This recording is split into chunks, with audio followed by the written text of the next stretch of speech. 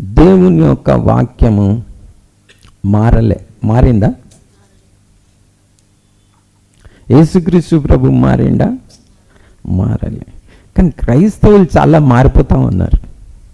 ఎసారు చెప్పండి.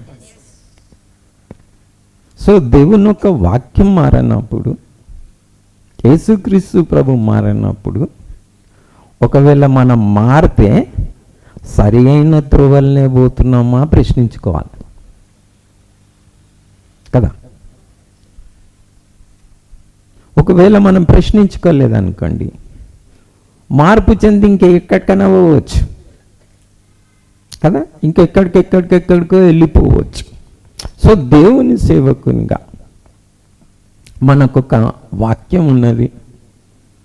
మనము ఆ వాక్యానుసారంగా ప్రభువుని చూసుకుంటూ, మరి ఆ వాక్యానుసారంగా ఏదైనా చేయడం అనేది మంచిది. వాక్యానుసారం కాకుండా ఏదైనా చేస్తే నిజంగా అది మంచి పని కాదు.